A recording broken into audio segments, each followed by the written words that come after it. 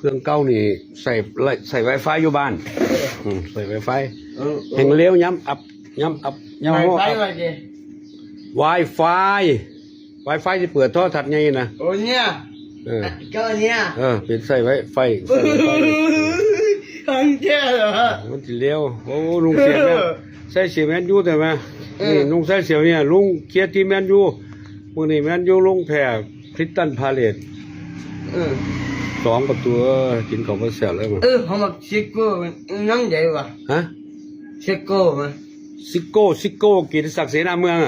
เอากี้ขึ้นหูจักเขาคุณจักด้วยเขาเก็บบอลโลกมั้ยว้าถูกจังหวัดซิโก้ธรรมดาเลยนะอีหลีด้วยว้ารถบาธรรมดาตัวเลยบ้าว่านี่ละฟาดเท่านี้มึงดีกินข้าวไปใส่นี่เดี๋ยวเปิดดูเป็นน้ำบาดไม่สบายหรอกกูมาด้วยกวนเอ้ยมันเยอะกว่าบาทนิดหน่อยต้องให้เมีย40 บาท40 บาทโอ้ยมาอีกแล้ว20 บาทพี่น้องจ่าย20 บาทมันนี่เหลือ20 บาทด้วยเด้อครับมัน40 บาทจ่ายไป20คงเหลือ20 บาทบ่เหลือบ่หลายได้ป่ะน่ะนี่เห็นว่าไงวัดนี่เหลือ20 บาทสบายขอบใจอย่างที่ไหนไหมนี่เจ๊นี่นะยกมาจะจ่ายฮะลองมันก็ง่ายๆนี่ตัวนี้5 กิโลอันนั้นอยู่หลังบ้านอยู่ในห้องน้ำนู้นหน้าห้องน้ำนู้นนับเบิ้งมันนี่เห็นเขาเห็นยังขึ้นสิได้พอ6 เดือนเมื่อกี้เนี่ยนี่นะครั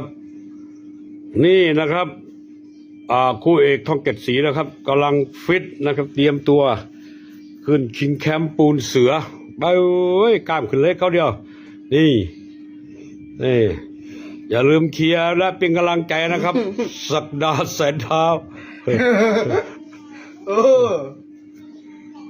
โอเควะใช่ได้วะใช่ได้นี่ไงคอยถามเจ้าเจ๊ถามหานี่ดิว่าไม่นี่มันเป็นของเจ้าไงของพุ่นมาจากกันฟิตเนสงามว่างๆกรุงเทพของครูพิษเป็นว่าเดี๋ยวคอยถามเจ้าอยู่แหละเทรนเนอร์พิษเอาว่า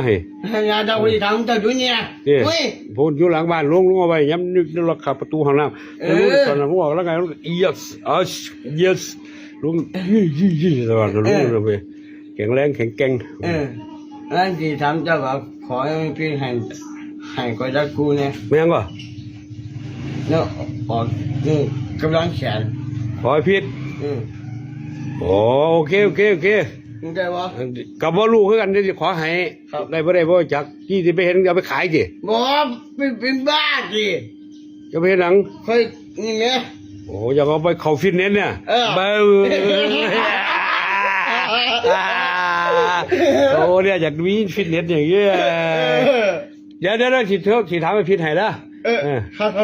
โอเค